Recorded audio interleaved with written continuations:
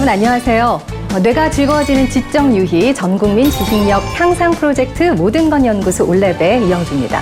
자, 오늘도 여러분들의 두뇌 속에 정말 알차고 유익한 정보들을 좀 가득 담아드리기를 약속드리면서 오늘 함께할 네 분의 지식 탐구자 소개해드리겠습니다. 먼저 대전대 김갑동 교수님 나오셨습니다. 안녕하세요. 네, 안녕하세요. 네. 자, 그리고 국립미륵사지 유물전시관의 이병호 관장님 모셨습니다. 안녕하세요. 백제를 네. 사랑하는 남자 이병호입니다. 네, 반갑습니다. 자, 그리고 오늘은요, 충북대 고고미술사학과의 성정용 교수님을 이 자리에 모셨습니다. 교수님 어서 오세요. 네, 안녕하세요. 네. 저는 그 마흔가에도 같이 살아가고 있는 남자입니다. 경쟁이 처음부터 지금 치열한데요. 자, 근데 고고미술사학과 하면은 굉장히 다방면의 지식을 좀 아우르고 계셔야 될 것 같아요. 아마 고고학하면 제일 유명한 게 인디아나 존스 아닐까요? 아, 좋아하죠. 박물관 살아있다도 있고요. 아, 네. 근데 저희 고고학은 지금 오늘 이렇게 하려고 하는 유물이나 또는 유적을 대상으로 해서 저희 역사 문화를 복원하려고 하는 학문입니다. 옆에 기갑동 교수님께서는 문헌 기록을 가지고 역사를 복원하려고 하시고요. 목표는 똑같습니다만은 땅 퍼먹고 사는 그런 직업입니다. 땅 파면 저희는 삭게 나옵니다. 네, 오늘 좋은 말씀 기대해 보겠습니다. 자, 그리고 마지막으로 호기심 사냥꾼 박찬규 씨와 함께 할게요. 어서 오세요. 네, 안녕하세요. 지식은 부족하지만 호기심만은 넘쳐나는 호기심 사냥꾼 박찬규입니다. 자, 오늘 이렇게 네 분의 지식 탐구자와 함께 해볼 탐구 주제 영상으로 먼저 만나봅니다.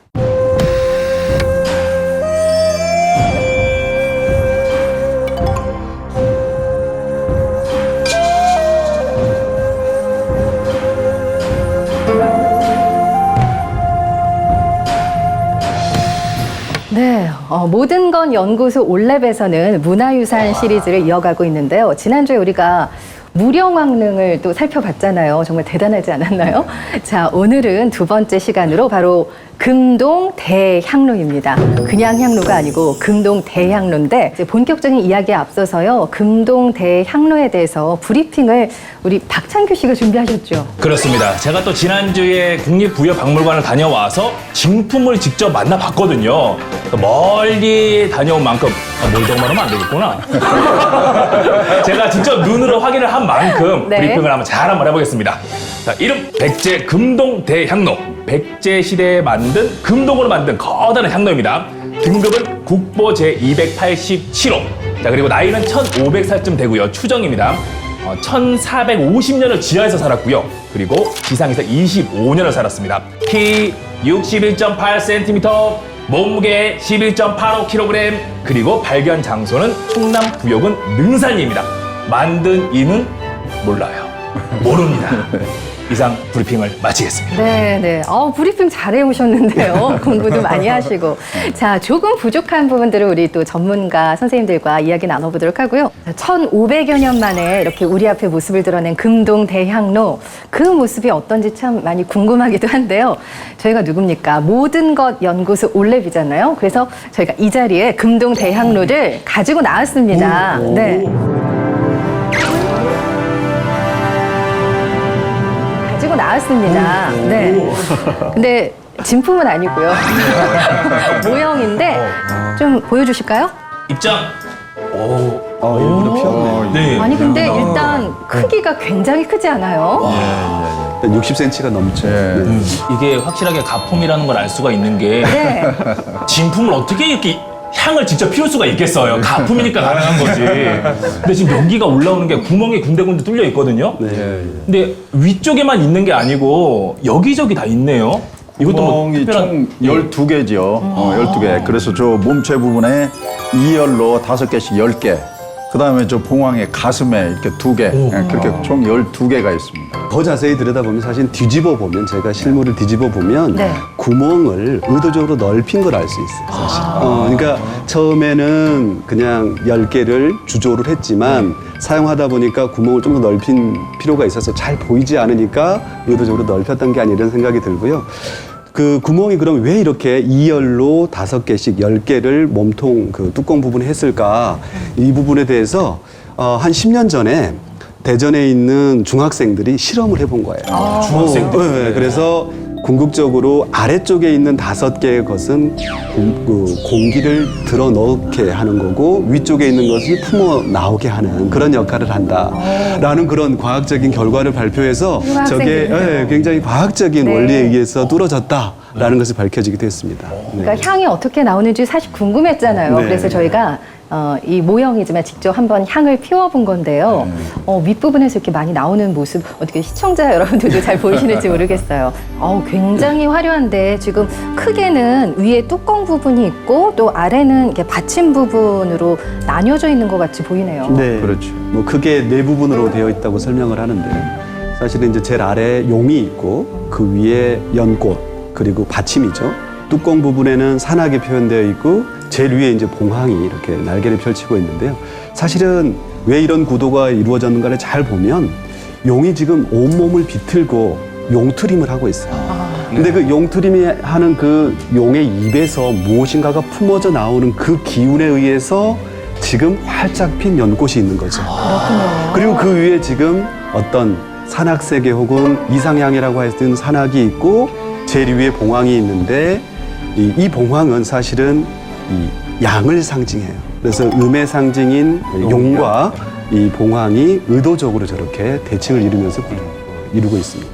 근데 저는 그 위에 있어서 그런지 봉황이 가장 눈에 띄고요. 그렇죠. 소심한 봉황이 아니에요. 굉장히 적극적으로 막 지금 당장 날아오를 것 같은 그런 모습인데 근데 사실은 저 봉황에 대해서 처음 발견했을 때 저게 봉황이라고 생각하지 않았어요. 저 아래 지금 밟고 있는 게 동그란데 저게 혹시 알이 아닐까. 백제나 고구려 신라에는 난생설화가 있잖아요. 그러니까 저게 그 알을 품고 있는 천개, 어둠을 밝히는 여명을 밝히는 그런 하늘에서 살고 있다는 전설의 천개다라고 중국 학자가 지장을 했었죠.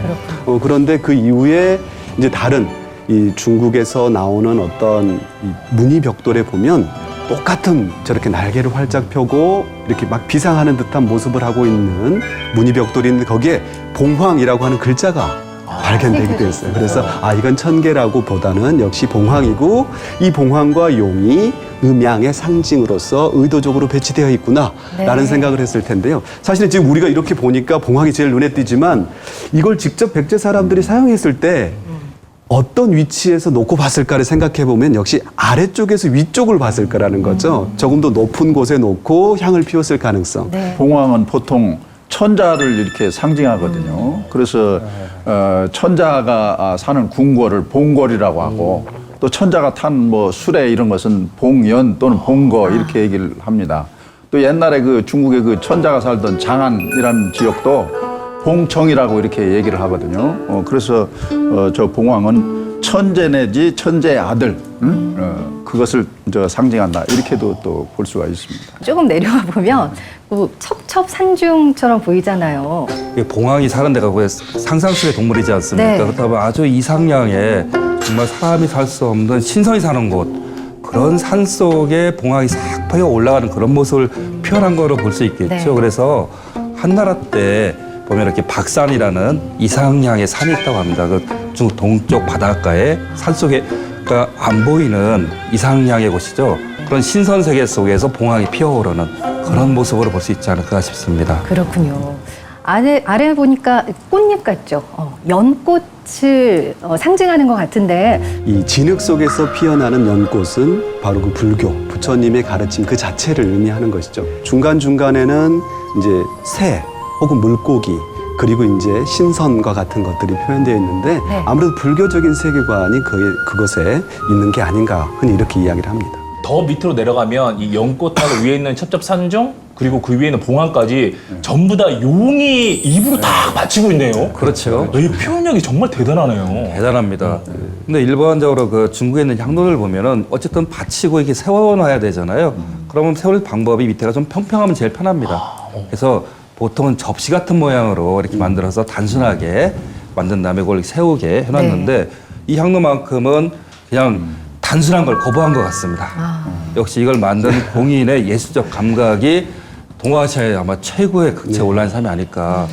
저 지금 용의 발이 있잖아요, 발. 근데 저게 왼쪽 앞발이에요. 용은 상상의 동물이지만 다리가 4개가 있어요. 네. 그냥 저 왼쪽 다리를 치켜들지 않았다면 아주 밋밋했을 거예요. 그런데 왼쪽 앞발을 치켜듦으로 인해서 디자인적인 파격을 주는 거죠. 그러면서 갑자기 여기에 이 용이 강조가 되는 거죠. 네. 그러면서 온몸을 비틀고 있는데 우리가 이제 흔히 속담에서 용두삼이라는 말을 하잖아요. 네. 뱀의 꼬리를 그렸다, 용의 꼬리를. 근데 우리들한테 그럼 용의 꼬리를 그려봐라라고 했을 때 어떻게 그릴까요? 그랬을 때 용을 본 적이 없으니까 그릴 수가 없지요. 그런데 이 항로 속에 바로 그 용의 꼬리가 표현되어 있어요. 오른쪽 뒤쪽 다리 밑으로 살짝 이렇게 용의 꼬리가 들어가 있거든요. 바로 저 자리가 바로 용의 꼬리고 그 꼬리에 물결이 파도처럼 물결이 펴 있는데 용이 아까 뭐라 했어요? 물의 상징이라고 예. 했잖아요. 그래서 의도적으로 저 물결이 있는 거예요. 그러면서 전체적인 안정감을 주는 것이죠. 네. 예, 그래서 현재 남아있는 한반도의 고대 미술품의 용의 완전한 모습, 그 이상적인 것이지만 사설적인 표현을 만날 수 있는 것은 바로 향로의 용이다. 저는 네. 그렇게 생각을 합니다. 네. 이렇게 말씀을 듣고 보니까 제일 중요한 게 용인 것 같네요.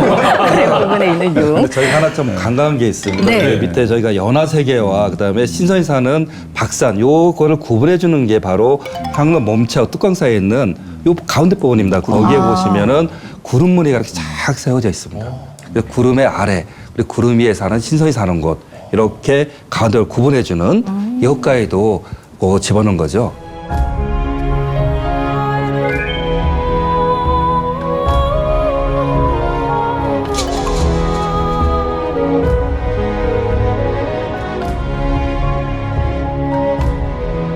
자, 금동 대향로를 자세히 살펴보면요. 정말 흥미로운 사건, 이야기들을 좀 많이 발견하실 수 있는데요.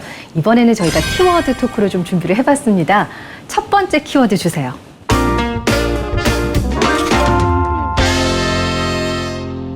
코끼리. 코끼리와 이 향로가 도대체 무슨 연관이 있을까요? 저기 지금 사람이 타고 있는 게 저게 코끼리죠. 코끼리. 코끼리 보니까 아프리카 코끼리는 아니고요. 교수님 맞습니까? 맞겠죠. 우리 박사님이 모셨으니까요. 이 코끼리가 네. 저희 한국에는 살지 않는 동물이지 않습니까? 그리고 저게 어떻게 저게 들어가야 되겠을까? 그리고 저의 코끼리 외에도 네. 그 멧돼지, 호랑이, 원숭이, 신기한 동물, 사슴도 있고요.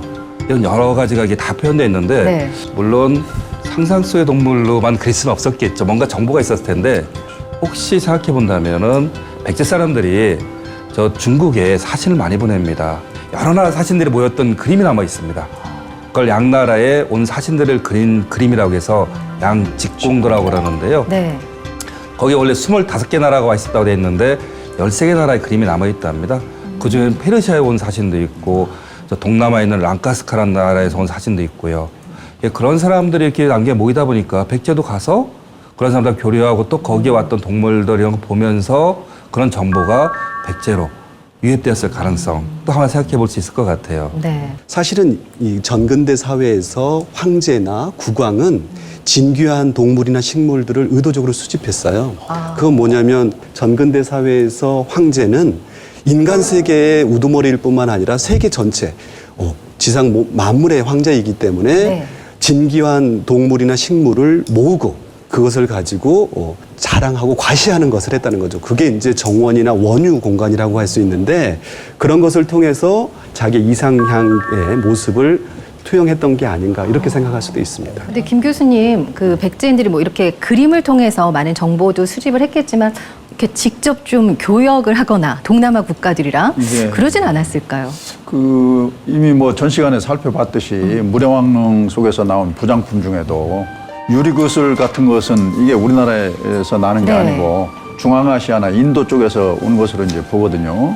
그것은 그만큼 당시에 교역이 활발하게 일어났다 하는 것을 볼 수가 있고 또 저기 뭐 원숭이라든가 또 코끼리라든가 악어도 이런 거, 있더라고요. 네. 악어도 있고 이런 것들도 역시 그러한 그 교류의 네. 결과가 아닌가 이렇게 이제 생각이 됩니다. 그 당시에는 이제 이런 동물들이 없었지만 조선 시대쯤 되면은 그런 외국의 동물들이 들어오게 된 건가요? 고려 시대 때 이미 그렇던 고려 시대 기억도 때. 있습니다. 그래서 네. 동난도라고 유명한 그 항구에 그 섬의 그쪽에 세 각지 사람들 모여서 교역을 했거든요. 네. 그런 교류하면서 남아있던 기록들을 보면은 거기에 뭐 세계 각지 진귀한 동물들, 식물들이 들어와서 이렇게 서로 조선왕조실록에는 실제로 코끼리가 와서 굉장히 이제 외국에서 선물로 코끼리를 줬는데 이 코끼리가 너무 많은 양을 먹기 때문에 곤란을 먹성이 너무 겪었다라는 좋아요. 게 기록이 잘 남아 있고요. 그렇군요. 사실 고대 사회의 경우에도 어떤 진귀한 머리가 2개 달린 새랄지 이런 게 나타나서 지금 생각하면 돌연변인데 그런 것은 어떤 상서로운 것의 상징이기 때문에 네네. 의도적으로 황제에게 국왕에 바쳤다라는 기록이 남아 있는 것도 같은 맥락이라고 생각을 합니다. 그렇죠. 고려 태종 왕건 때도 이제 그 거란 사신이 네. 오면서 낙타를 이렇게 또 몰고 온 그런 경우도 있거든요. 그래서 뭐 만북의 아래에 뭐 굶어 죽겠다는 그런 얘기도 있습니다만은 네. 그런 이제 사신들이 가끔씩 이렇게 진귀한 동물들을 데리고 온 경우도 상당히 있었던 것 사실 같습니다. 저는 뭐 지금 봐도 너무 좋은데 그때 사람들 얼마나 신기하게 생각했을까 싶어요. 어쨌든 그 당시 백제인들이 굉장히 많은 나라들과 교역을 했다는 증거를 다시 한번 보게 됩니다. 5명의 악사네요. 아니 근데 이제 악사 모습을 보니까 혹시 그 당시에 이제 활동을 하셨던 분들인지 아니면 혹시 신선의 모습인가요? 네. 사실은 이제 이 5명의 악사가 5개의 봉우리에 새가 앉아있는 사이사이에 앉아 있잖아요. 네. 그러니까 이 용이나 연꽃이나 어떤 이상향에 해당하는 산이나 이런 것들은 중국에 다 나와요. 중국의 도상이 다 나오는데 그 안에 이렇게 5명의 악사가 앉아있고 새가 앉아있는 것은 보이지 않거든요.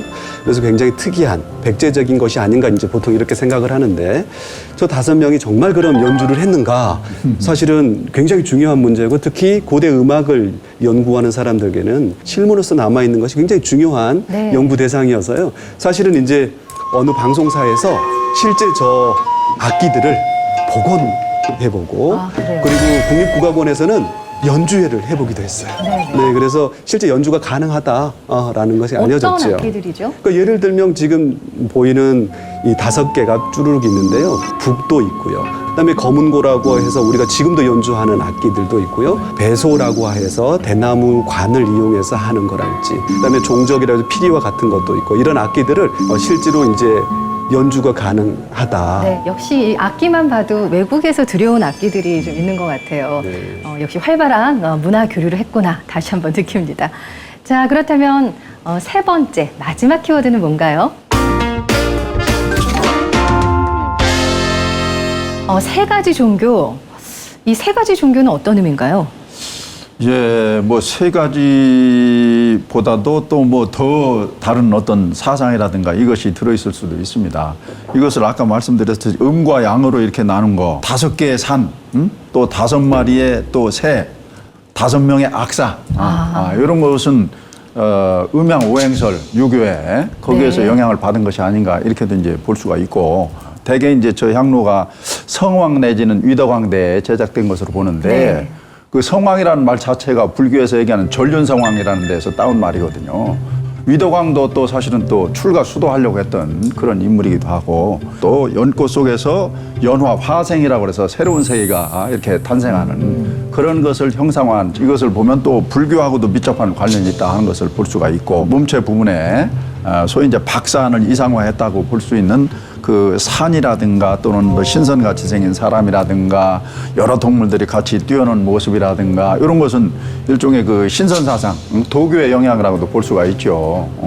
또 어떤 분은 샤머니즘적인 요소도 있다 이런 이제 얘기를 합니다. 이른바 3계관, 천상계, 지상계, 그 다음에 지하계 내지는 수중계 이렇게 3단계를 표현하는 것이 아닌가 이렇게 이제 얘기하는 사람들인데 3가지 이상의 종교 예. 어떤 의미가 담겨 있다 볼 수가 있네요. 근데 박찬규 씨도 박물관에 직접 가서 거기서는 이제 진품 보고 오신 거죠? 그럼요. 네. 우리나라의 국가대표 유물답게 정말 위험 있고 아름답고요.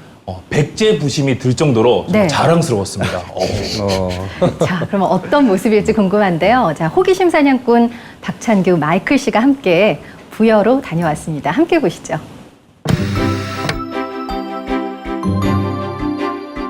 야, 저 위에 봉건 보이네. 야, 여긴가 봐요.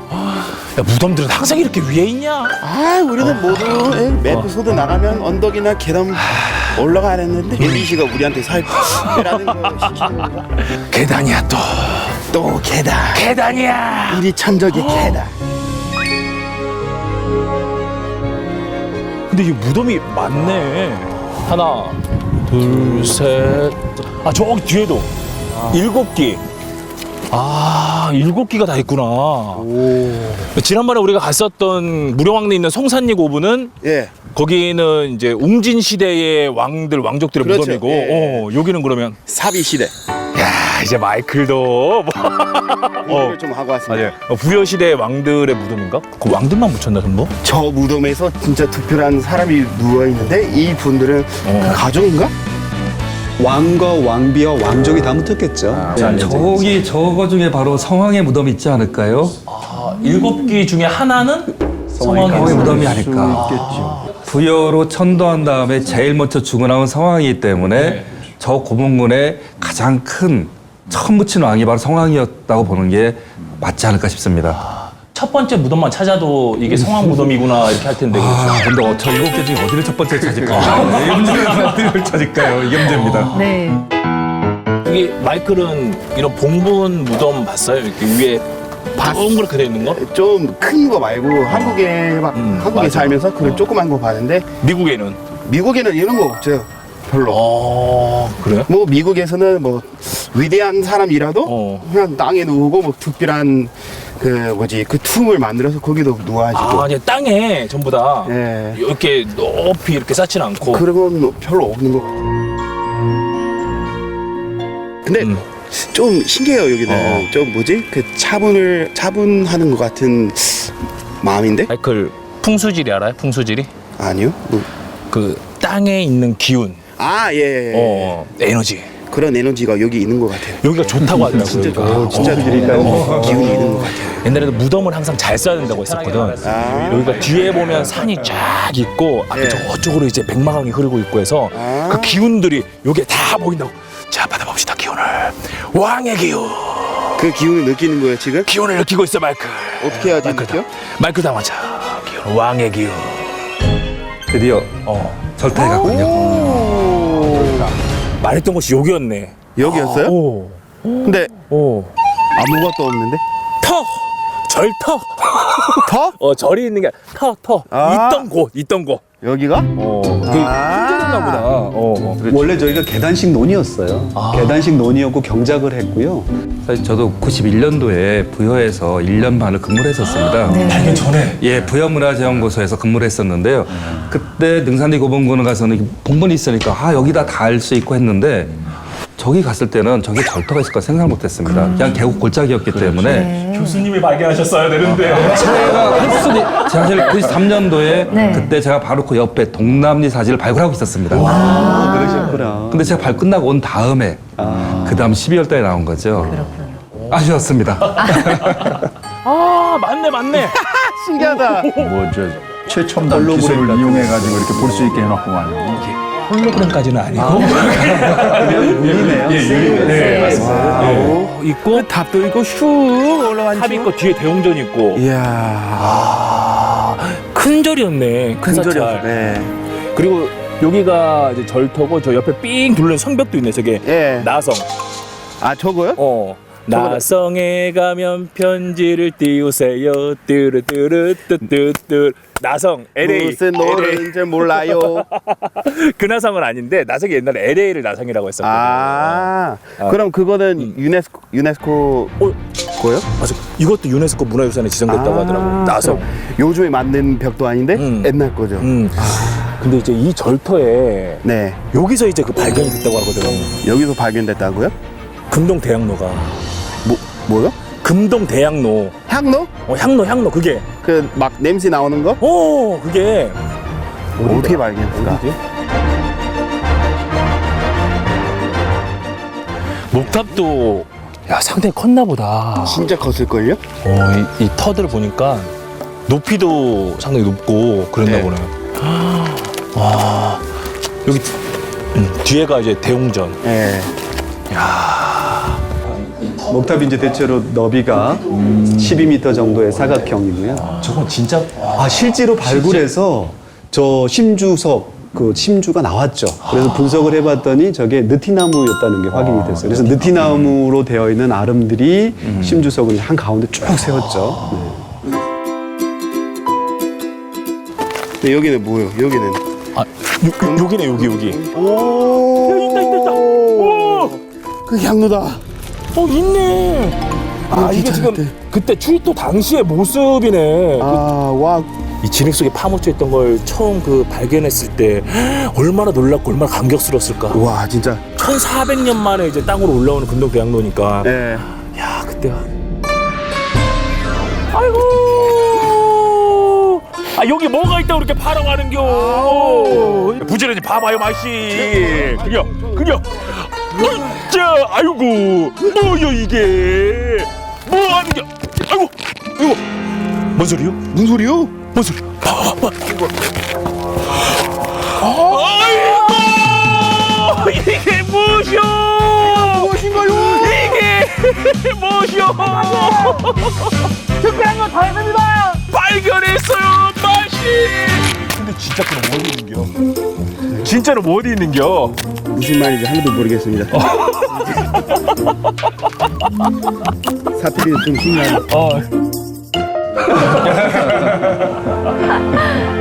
근데요, 사실은 감동보다는 엄청 추위에 떨었다고 해요. 11일 날 밤 12월이어서. 그러니까 12월 10일이면 지금 뭐 감이 잘 없지만 엄청 추울 때고 저곳이 또 산 기슭이라서 4시 정도만 돼도 해가 다 떨어져 버려요.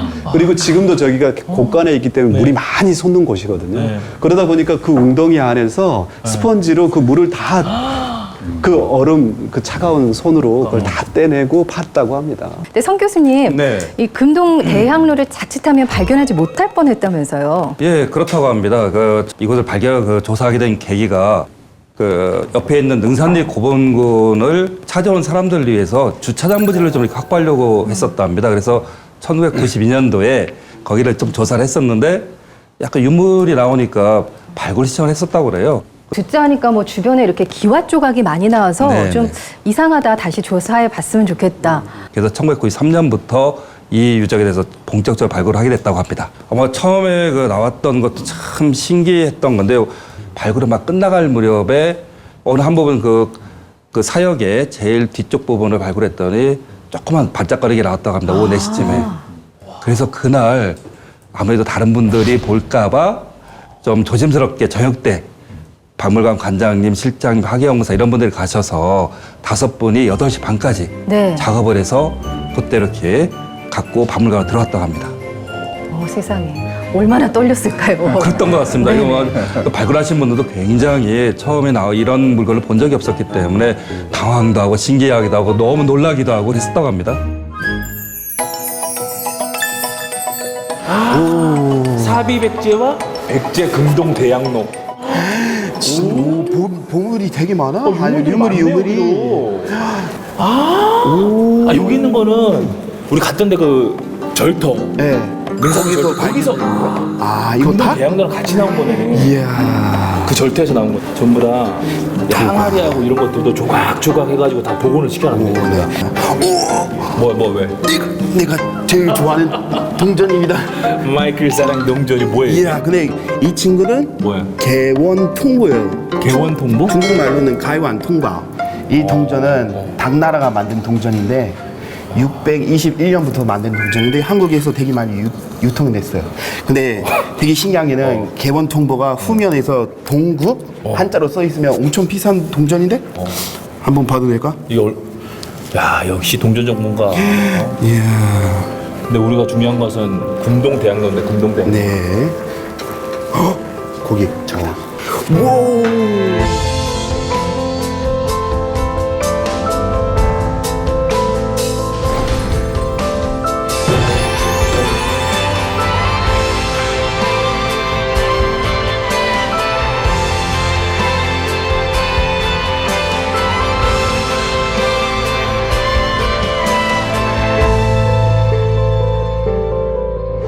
다른 데가 볼 수가 없는 정말 금동대학로.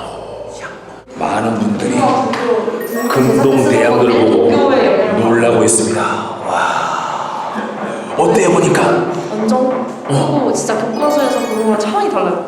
완전 위압감 있고 멋있어요. 야, 이게 진짜 백제 금동대학로. 이게 진짜예요? 네, 진짜 국보. 진짜요? 진짜. 얼마 전에 만든 것 같아요. 어제 만든 것 같아요. 그러니까. 네, 이건 상태가 진짜 좋아요. 원래 막 금동이나 동물을 있으면 시간이 지내면 그 색깔이 좀 바꾸잖아요. 근데 보관이 진짜 잘 돼요. 위에 봉황도 봐. 날개를 쫙 피고 있는데 그대로잖아. 와. 여기 밑에 연꽃이 받치고 있는데 이거하고 위하고 분리가 되겠다. 이제 향을 피워야 되니까. 그죠? 그럼 이게 분리를 해서 그 안에 향을 놓고 네, 향이 막 나오게. 근데 또 의미가 있다고 하더라고. 이렇게 위에 있는 신들하고 연결시켜주는 뭐 이런 것도 있다고 하더라고. 그래요? 처음 들어봤어요. 이제 향로 슉 연결해서. 맞아요. 아, 그래? 그런 기능이 있습니다. 그래서 이제 이 연기가 이거 통신 기능, 네네. 신하고 통한다 하는 그런 기능을 갖고 있거든요. 맞죠? 저 향로가. 그리고 향 자체가 사이클. 향 자체가 굉장히 고가예요. 8세기 때 일본에 남아 있는 정창원이라는 쇼쇼인에는 신라의 향을 구매하기 위한 목록이 남아 있어요. 그래서 굉장히 다양한 종류의 향이 나오는데 그게 이제 향 한 재의 가격이 우리 돈으로 당시 돈으로 한 재가 20석, 쌀 20석에 해당해요. 그러니까 사실은 저기에 향로에 향을 피웠다고 한다면 동남아시아에서 중국을 거쳐서 수입된 향을 피웠을 텐데 네. 그게 엄청난 가격이고 그것은 이제 사실은 이제 돈을 태우는 것과 같은 거죠. 그러니까 그 향 자체가 굉장히 의미가 있죠. 근데 그 향이 우리는 무슨 향나무 이런 걸 이제 생각하는데 네. 그게 아니고 그쪽에서는 이제 그 수지향이라고 그래서 나무에서 진액 같은 것이 나오는데 그런 것이 이제 그걸 태우는 게 이제 향이거든요. 그런 것이 아마 저쪽 저 중앙아시아나 이런 데서부터 아마 왔다 이렇게도 볼 수가 있어요. 동물도 있고 거기는 뱀 많은가? 뱀이고 말도 있고. 근데 이 친구를 우리 아까 들어왔을 때 몰래에서 보면 좀 잘 안 보이는데 그냥 울퉁불퉁한 것 같았는데. 그냥 계란 같은데 가까이 보면 디테일이 엄청 많아요. 아, 그러니까. 아니 막 이렇게 디테일이 되는 거는 시간이 얼마나 걸어서가. 야, 이런 건 눈으로 담아야 돼, 진짜. 이 귀한 보물은 눈으로 담아야 돼. 뒤에서 봐도,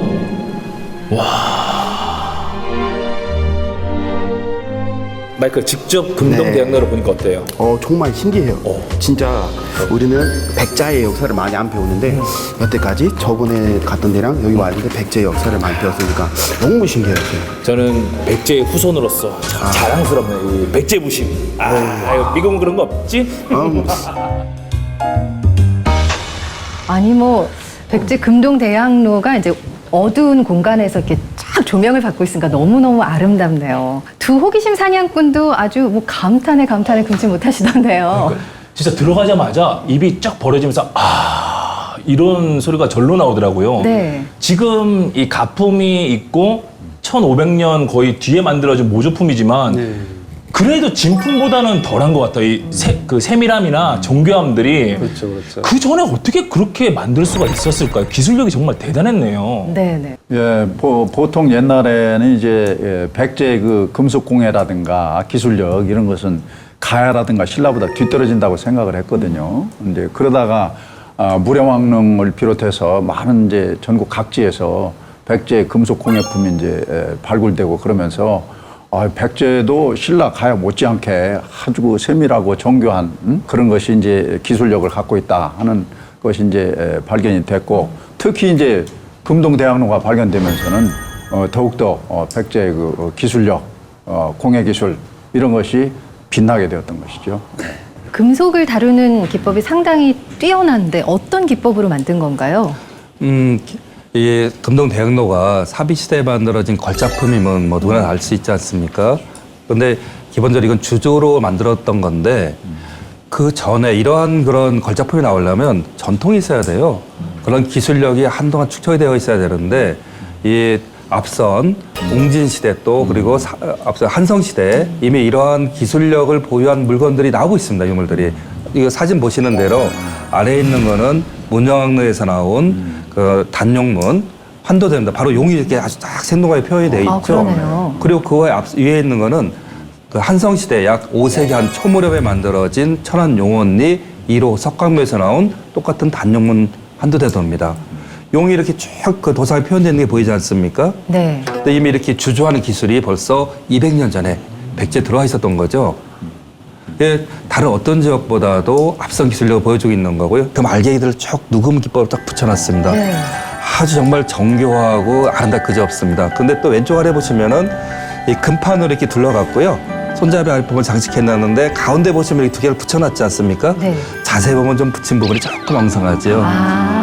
굳이 저 정도까지는 네. 문제 삼지 않아도 되는 그 백제인의 미의식이라고 할 수도 있을 것 같습니다. 그러나 전체로 보면 너무 잘 비례도 맞고 저 어울리고 너무 아름답고. 네네 이미 금속을 갖고 자유자재로 다시는 기술이 이거 나오기 대항로 나오기 200년 전에 백제에서는 이미 갖고 있었다라는 걸 보여주는 거죠. 이거는 그 왕이나 또는 귀족들이 차고 있는 그런 머리에 쓰는 금동관입니다. 공주 수천리에서 나온 5세기의 금동관이고요. 네. 왼쪽 것이 서산에서 나온 거, 오른쪽 것이 나주에서 나온 겁니다. 근데 저건 백제 거고요. 왼쪽 아래 것은 신라 그 유명한 천마총에서 나온 금동관입니다.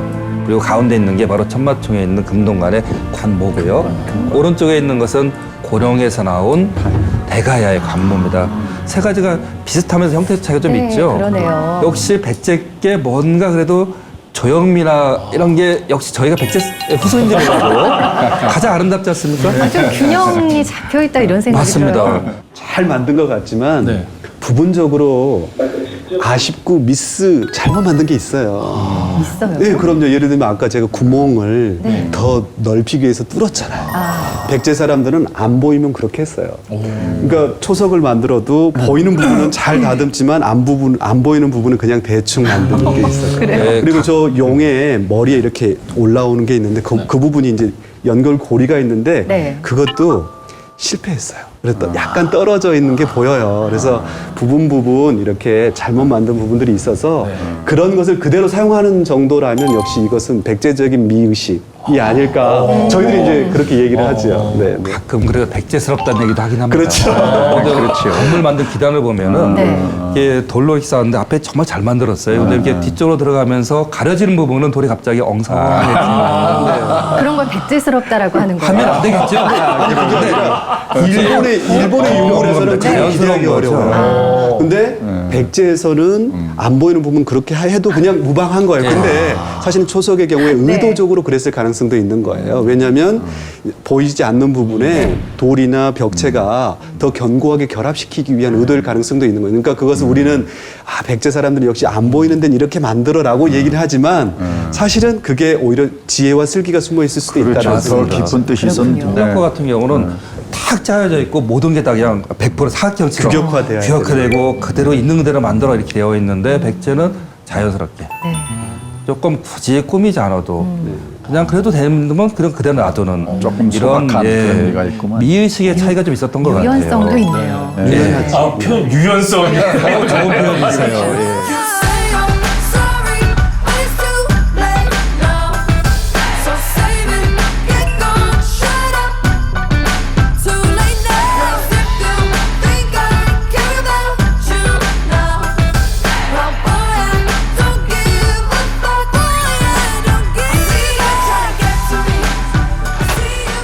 우리가 이제 금동대학로 이야기를 계속 나누고 있는데 또 파면 파볼수록 참 색다르고 재미있는 이야기들이 나오고 있습니다. 근데 아직 끝나지 않았고요. 자, 이번에는 사진으로 금동대향로에 대한 실마리를 좀 풀어보는 시간을 마련했는데요. 첫 번째 사진부터 만나보시죠.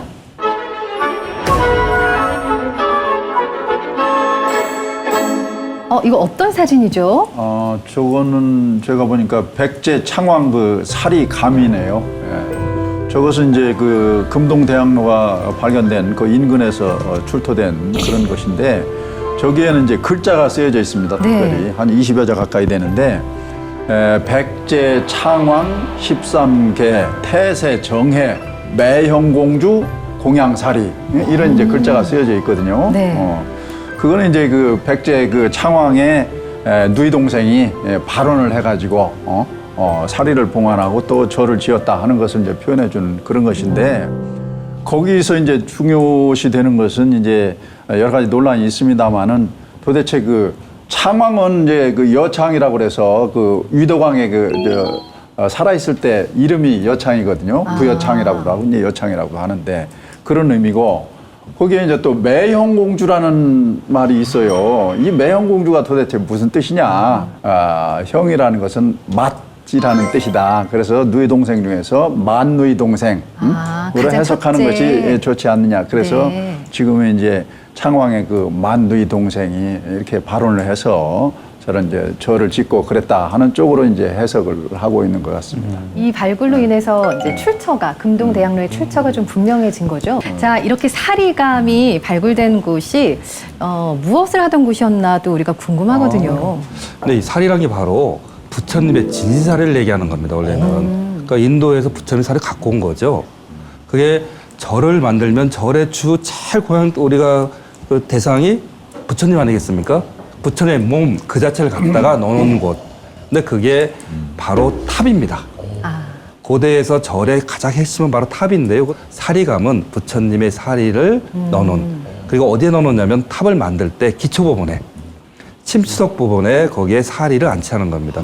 그리고 이제 목탑을 만든 거죠. 네. 그러면 이제 그 주위를 사람들이 와서 돌면서 여러 가지 기도를 하게 되고 참배를 하는 그런 장소로 활용이 되게 되는 겁니다. 이 고대에도 왕릉 옆에 절이 이렇게 있었나 봐요. 사실은 이제 이것도 굉장히 중요한 주제인데요. 이렇게 왕릉 옆에 이 뭡니까 절을 만드는 것을 보통 원찰 혹은 이 능산리 사지를 보통 줄여서 능사라고 하는데 이것은 백제에만 나타나는 것은 아니고 고구려의 경우에도 전동명왕릉이라고 하는 곳 바로 남쪽에 정능사 능을 정했다라고 해요. 정능사라고 하는 사찰이 있습니다. 네. 이제 이처럼 이제 능 옆에 절을 세우는 것은 능을 관리하라는 의미 혹은 능에서 이루어지는 제례를 준비하는 그런 공간이기도 하고 이게 이제 조선시대로 따지면 예를 들면 세종대왕 능 바로 옆에 칠륵사가 있고 그다음에 정조의 능 옆에 뭡니까 또 다른 용주사라는 절이 있는 것과 아주 비슷한 것이라고 할 수 있습니다. 그러니까 불교가 점차 어떤 이 유교적인 상장내에까지 침투되는 그런 모습을 확인할 수 있습니다. 네. 우리가 이제 금동대학로의 출처를 알 수 있는 이제 사리감을 만나보셨는데 사실 사리감이 출토됐다는 건 그 밖에 좀 중요한 유물들이 또 발굴이 됐다는 얘기이기도 한데요. 자, 그렇다면 두 번째 사진 보시죠.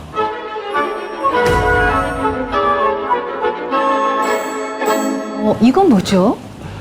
이거 이제 나무에 글씨가 써 있잖아요. 이제 저것은 적외선 사진인데요. 이렇게 나무에 글씨가 써 있는 것을 보통 목간이라고 합니다. 목간. 네. 그래서 근데 이 능산리 사지의 경우에는 절터 중에서 유일하게 이 목간이 발견된 사례입니다.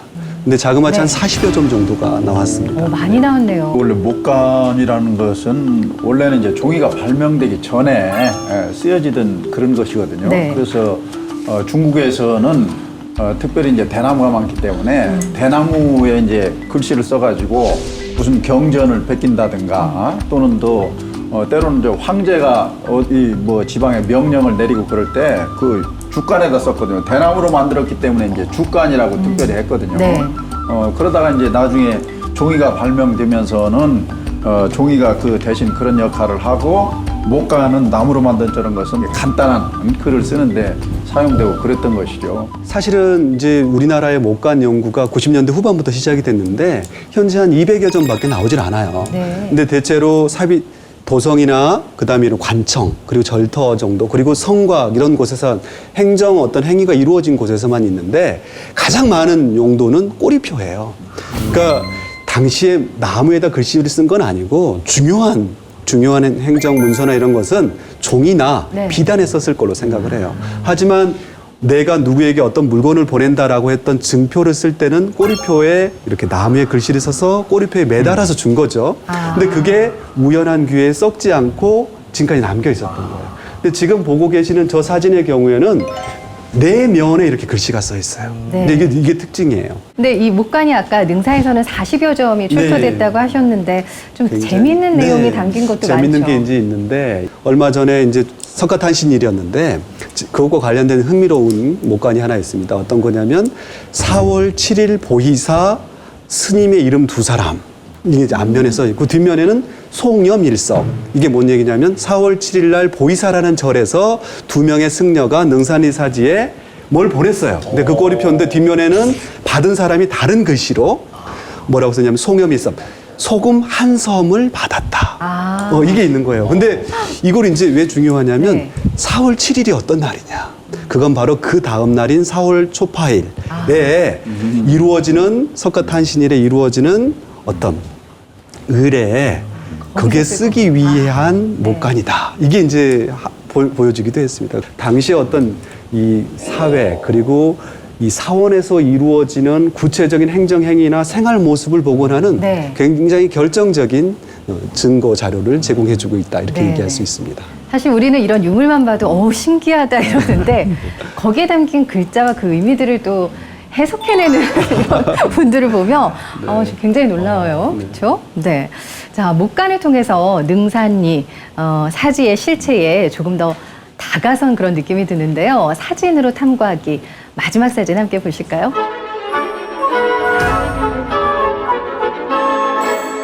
이거는 어떤 사진이죠? 이것은 당시의 백제의 능산리 절타가 어떤 모습일까를 지금 이렇게 그래픽으로 보여주고 있는 것입니다. 그러니까 우리가 전체적인 모습을 상상하면 이럴 것이다. 이걸 이제 보여주시는 거군요. 근데 굉장히 규모가 크지 않아요? 근데 이렇게 큰 절을 짓고 왜 제사를 올렸는지 어떤 이유가 있었을까 궁금해요. 예, 이 절은 아마도 위덕왕이 지은 절로 이렇게 생각이 되는데 그 절의 성격을 알기 위해서는 당시 이제 관산성 전투라는 것을 뭐 필수적으로 알아야 됩니다. 네. 관산성은 지금의 충북 옥천이거든요. 옥천 지역인데 이제 그 고구려의 남진 정책에 의해서 한강 유역을 신라나 백제가 다 뺏겼거든요. 빼앗기고 그 뒤에 이제 그것을 되찾기 위해서 신라하고 백제가 동맹을 맺어가지고 결국은 고구려가 혼란한 틈을 타가지고 당시가 이제 고구려의 안원왕, 양원왕 그때인데 그 귀족들이 서로 다툼을 벌이고 그러면서 고구려의 국력이 일시적으로 약해집니다. 그 기회를 틈타가지고 신라의 그 진흥왕하고 백제의 성왕이 공동 작전을 펼쳐가지고 한강 유역을 회복을 합니다. 그런데 이제 신라가 백제한테 주기로 했던 그 땅을 차지해버린 거죠. 네. 차지해버리고 배신한 거기에다 거죠, 그러니까 그렇죠. 신라가. 뭐 배신이라고 할 수 있습니다. 거기에다가 신주라는 그 새로운 주라는 뜻으로 신주라는 그 고을을 설치를 하고 네. 거기에 이제 장관격으로서 이제 김유신의 할아버지 김무력 장군을 군주로 임명을 합니다. 그렇게 해서 이제 신라가 영토를 차지해 버리는데 네. 뭐 배신이라고도 볼 수 있지만은 사실 신라 입장에서는 중국과의 교통할 수 있는 항구를 찾아야 됐거든요. 그래서 서해 바다 쪽을 본인들이 점령하면 네. 훨씬 중국과 교통하기가 편리하고 또 이제 그 한강유역은 곡창지대 아닙니까? 네. 그런 이유도 있고 해서 결국 이제 신라가 이렇게 배신을 했다고 볼 수 있는데 백제 입장에서는 얼마나 억울한 일이에요. 그럼요. 그래서 백제 성왕이 자기 아들 위덕왕을 시켜가지고 이제 전쟁을 하게 합니다. 그래서 위덕왕이 이제 처음에는 이제 출동을 해가지고 신라군을 무찌르고 승리를 하지만은 그런 그 사이에 성왕이 자기 아들이 전쟁터에서 고생하는 것을 보고 한 50여 기를 이끌고 관산성으로 출동을 하거든요. 일종의 뭐 위문이라고 그럴까요? 뭐 이렇게 이제 가게 됩니다. 그런데 성왕이 온다는 정보를 신라군에서 듣고 신라 군대가 출동을 해가지고 네. 결국 성왕을 잡아서 죽이게 되는 것이죠. 막대한 타격을 입습니다. 그래서 좌평 4명하고 3만여 명에 달하는 그 군사를 거의 잃어버리고 여창만 귀국을 하죠. 그래서 이제 그렇게 해서 죽으니까 아들이었던 위덕왕은 나 때문에 부모님이 돌아가셨다 하는 그 자책감 이런 걸 가지고 자기가 이제 왕이 된 뒤에 이러한 절을 세워가지고 아버지의 넋을 위로하고 또 잘못을 빌고 하기 위한 그런 목적에서 창건한 절이다 이렇게 볼 수 있습니다. 교수님께서 쭉 말씀을 해주셨는데 글쎄요. 박정규 씨는 성왕 하면은 어떤 점이 떠올라요? 학창 시절의 기억을 다시 한번 더 떠올려 보면 네. 바르게 연결된 것은 성왕, 사비천도 밑줄 짝 여기까지입니다. 맞아요. 네, 성왕의 아버지 무령왕이 이제 웅진에서 잘 살고 있었잖아요. 잘 도시도 건설하고. 근데 왜 갑자기 또 이렇게 사비로 천도를 한 것일까요? 그렇죠. 이 능사도 그렇고 능산리고본도 네. 그리고 이 사비가 왜 만들어진지를 이해하려면 사실 그 앞에 역사를 좀 살펴봐야 될 것 같아요. 네. 저희가 역사에는 뭐 그 가정은 없다지만 뭔가 필연적인 모습들이 있을 수 있는데 일단 장수왕이 475년에 한강 지역에 쳐들어와서 계로왕을 잡아서 목을 베지 않습니까? 네. 일단 계로왕이 죽었습니다. 그래서 황급하게 멸망 상태로 공주로 황급히 내려왔습니다. 가장 그래도 강 건너의 강 남쪽에다가 자기들을 피신할 수 있는 곳을 만든 거죠. 그래서 제대로 된 도성이 있을 수가 없습니다. 근데 그런 나라가 내분이 일어나요. 아휴, 이런. 2년 만에 그 계로왕의 아들 문주왕이 신하가 보낸 자객한테 칼막 죽습니다. 아유, 네. 그 13살짜리 삼근왕이 올라왔는데요. 그 삼근왕도 2년 만에 죽어요. 어린애가 왜 죽는지는 뭐 이유는 모르겠지만 그래도 바로 죽습니다. 네. 그리고 동성왕이 올라와서 22년 동안에 철권을 들러서 그래도 조금 백제를 다시 부흥시키려고 하는데요. 백가라는 제자가 마음에 안 들어갖고 또 자객골을 또 죽여요. 벌써 세 피해 명째 없어요, 죽었습니다. 진짜. 네 명째죠. 사실 삼근왕까지 네. 포함하면 그걸 이은 왕이 바로 문영왕릉입니다. 이 문영왕이 그런 위기에 누란의 위기에 있던 백제를 부흥을 시킨 거죠. 제가 문영왕만 생각하면은 너무 화려하고 너무 잘 나가는 그런 나라로만 생각을 하게 되는데 사실 그 앞에 이런 비극이 있었던 겁니다. 네. 근데 공주의 도읍을 정하고 이렇게 있다 보니까 공주가 매일 홍수가 너무 자주 난대요. 너무 좁습니다. 그래서 우리가 이렇게 나라가 이제 기틀 잡았는데 여기에 머물러서 안 되겠다는 아마 생각이 있었던 것 같아요. 그래서 문영왕과 아들인 성왕이 같이 계속 그런 이상향을 찾아서 뭔가 만들 새로운 국가의 기틀 다지는 곳을 찾았던 것이 바로 네. 사비가 아닐까. 이 지도 보시면은 네. 예, 이렇게 강이 휘돌아돕니다. 이 강이 바로 천연의 해자 역할을 하는 거죠. 왜냐하면 백제는 바로 고구려한테 당했던 경험이 있기 때문에 이렇게 방어를 할 수 있는 걸 찾고 그다음에 이 동쪽에 이렇게 이 부분 땅 모르신 분 같아요. 딱 이렇게 네, 동쪽에다 이렇게 나성을 만들었던 겁니다. 나성이 있고. 이 나성의 안쪽 공간이 바로 도성 내부가 됐던 겁니다. 네. 여 안에 왕실과 관청과 사원 이런 걸 다 배치를 한 거고요. 여기가 삶의 공간이 되는 겁니다. 그런데 지금 저희가 오늘 보려고 하는 이 상동하나 능사는 네. 이 나성의 바로 바깥 죽음의 공간을 하나 만들어 놓은 겁니다. 이 사비는 다른 것보다도 분벽하게 정말 급하게 천도했던 웅진 시대의 그런 거를 마감하고 백제가 고대 국가를 다시 비상하고 부흥하는 그것을 보여주는 이상적인 공간을 만들었던 곳이다.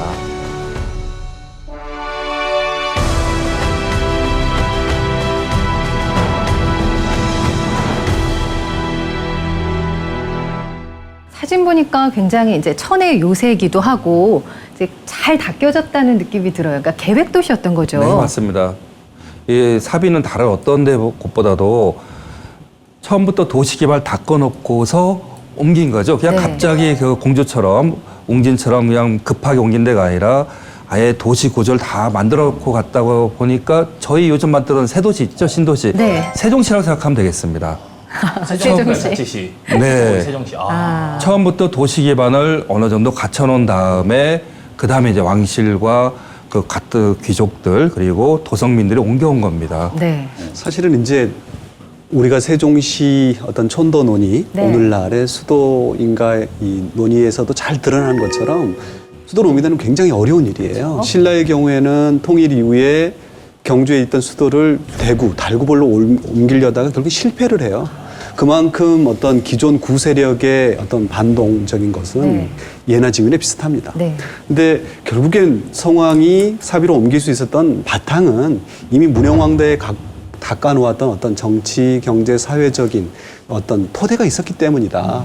그리고 이제 그것이 지난 시간에 얘기했던 521년에 갱위강국이라는 국서를 양나라에 보낸 것이 이제 가장 상징적으로 보여주는 게 아니냐 이렇게 네. 얘기할 수 있겠습니다. 네, 네. 반약이라는 거는 사실 역사에서는 없다고 하는데 성왕이 죽지 않았었더라면 백제는 어떻게 변했을까요? 글쎄요, 뭐 성왕이 죽지 않고 관산정 전투에서 네. 관산정 전투에서 백제가 승리를 했다면 한강역을 되찾았을 테고, 또 한강역을 바탕으로 해서 신라를 또 침략하고 신라를 멸망시켰을 수도 있습니다. 그렇다면 그것을 또 바탕으로 해가지고 소위 그 삼국통일을 네. 신라가 아닌 백제가 했을 수도 있다 이렇게 볼 수 있고 그러니까 네. 660년 그리고 667년에 백제의 멸망과 그 고구려의 멸망을 설명할 때 대체로 이제 당나라의 성립과 그것에 따라서 당과 신라 연합군 그리고 종으로는 고구려 백제 외연합군이 이제 갑자기 이제 이 국제전이 시작된 게 네. 대체로 640년대를 이제 통일 전쟁의 시작이라고 해요. 각국이 연합 확존 연행을 해서 싸우지만 그 시작을 554년에서 찾는 사람도 있어요. 그만큼 이 554년의 성왕의 죽음과 관산성 전투는 네. 동아시아 역사 전체에서 봤을 때도 아주 중요한 포인트가 된다. 만약에 네. 성왕이 죽지 않았다면 삼국통일을 백제가 이뤄서 금동대학로를 땅에서 만나는 게 아니라 잘 보존돼서 내려왔을 수도 있겠네. 그럴 수도 능사도 있죠. 그 모습 그대로 지금 있을 수도 그렇습니다. 있는 거고. 예, 예. 금동대학로를요, 처음 봤을 때는 굉장히 화려하고 정교하다. 그 기술에 대해서 감탄을 했는데요. 이렇게 쭉 얘기를 지식 탐구자님들과 나눠보니까 아, 정말 이 안에는 그 성왕과 리더광의 좌절된 꿈 그런 것들이 좀 담아있지 않나. 약간은 좀 마음이 좀 아프기도 하네요. 우리 탐구자들께서는 어떤 느낌을 가지셨는지 좀 정의 한마디씩 좀 내려볼까요? 그 백제 금동 대학로는 꿈이다 이렇게 얘기할 수 네. 있습니다. 백제인들이 꿈꾸었던 이상향, 꿈꾸었던 어떤 의식, 네. 결국 이루어지진 않았지만 그것이 다 거기에 오롯이 담겨져 있다 이렇게 볼 수가 있고. 저는 그걸 꼽으려고 했습니다. 살짝 멘트를 뺏겼습니다만. 뺏기셨군요. 네, 백제인의 꿈에다 이건 백제 예술의 정수, 백제인의 혼이라고 좀 얘기를 하고 싶습니다. 지금까지 저희가 봐왔듯이 그 앞선 한성 시기부터 갖고 있던 기술, 그다음에 예술적 감각, 이 모든 것이 이 항로에 어느 순간 집약돼서 나타난 거다. 사실 이 항로가 능사리그 절터에서 발굴되지 않았다면 누가 과연 그 시기에 이게 백제에서 만들었다고 얘기할 수 있을까? 사실 그런 생각이 들어. 그런 점에서 굉장히 그곳에서 발견됐다는 것은 너무나 다행스러운 일이다라고 생각을 하고요. 제가 이 항로를 보면서 떠오르는 말은 인생은 짧고 예술은 길다. 네. 그리고 훌륭한 예술품은 그 시대를 담는 그릇이다. 그래서 이거야말로 백제의 어떤 시대 정신이 반영된 것인데 네. 더 자세히 들여다보면 이 안에 음양오행이나 도교나 불교가 있어요. 하지만 한마디로 정의할 수 없어요. 네. 한마디로 정의할 수 없지만 모든 게 다 담겨져 있는 어떤 백제인의 예술혼이 담긴 시대 정신이 아닐까 저는 그렇게 정의하고 싶습니다. 백제 금동대학로는 올레비다. 올레비다. 이 하나로 네. 고려 왕국의 어떤 백제를 알 수가 있고 종교를 알 수가 있고 또 첨단 기술을 함께 연구할 수 있으니까 모든 것을 연구하는 올레비다. 마지막 제일 훌륭한 정의식이었습니다. 그래요. 자, 1500여 년의 침묵을 깨고 우리 앞에 당당하게 드러낸 백제 금동 대향로. 얼마나 그들의 예술성이 뛰어났는지를 다시 한번 보여주는 최고의 걸작품이 아닌가 싶습니다. 우리가 이 유물 하나만으로 동아시아의 중심에서 찬란한 문화 강국으로서 이 백제의 저력을 다시 한번 확인할 수가 있었습니다. 자, 전 국민 지식력 향상 프로젝트 모든 건 연구소 올랩. 오늘은 여기까지입니다. 시청해주신 여러분 고맙습니다.